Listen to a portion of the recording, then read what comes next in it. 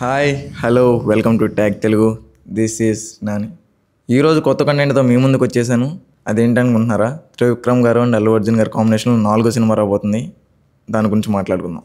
ఈ కాంబినేషన్ గురించి మాట్లాడుకోవాలంటే ముందుగా జులై సినిమా గురించి మాట్లాడుకోవాలి. 2012లో హారిక అండ్ హాసిని క్రియేషన్స్లో జులై అనే సినిమా కమర్షియల్ ఎంటర్టైనర్ హిట్గా సాధించింది. ఈ సినిమాలో త్రివిక్రమ్ గారి మాటలు కానీ, అల్లు అర్జున్ గారి యాక్టింగ్ కానీ, బ్రహ్మానందం గారి కామెడీ సూపర్ అసలు. ఇదే కాంబినేషన్ 2015లో సన్ ఆఫ్ సత్యమూర్తి అనే పేరుతో మళ్ళీ రిపీట్ అయింది. ఇందులో కన్నడ యాక్టర్ ఉపేంద్ర గారు విలన్గా నటిస్తే, నిత్య మీనన్ లీడ్ రోల్లో అండ్ సమంత గారు లీడ్ యాక్టర్స్గా నటించారు. ఇది ఒక బ్లాక్ బస్టర్ విజయం సాధించింది. సేమ్ ఇదే కాంబినేషన్లో మరో మూవీ వచ్చింది 2020లో, అల్లా వైకుంఠపురం అనే పేరుతో. ఇది ఇండస్ట్రీ హిట్ సాధించింది.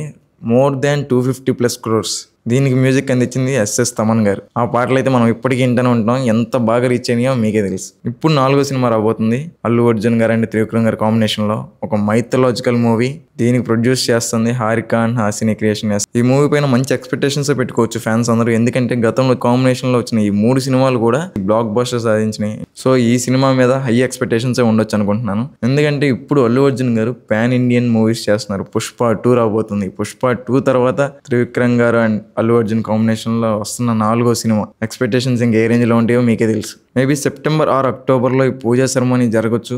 సో త్రివిక్రమ్ గారు అండ్ అల్లు అర్జున్ కాంబినేషన్లో వస్తున్న 4వ సినిమా మైథలాజికల్ సినిమా. ఈ సినిమా కోసం అందరూ వెయిట్ చేస్తున్నారు. నేను కూడా. Signing off. This is Nani.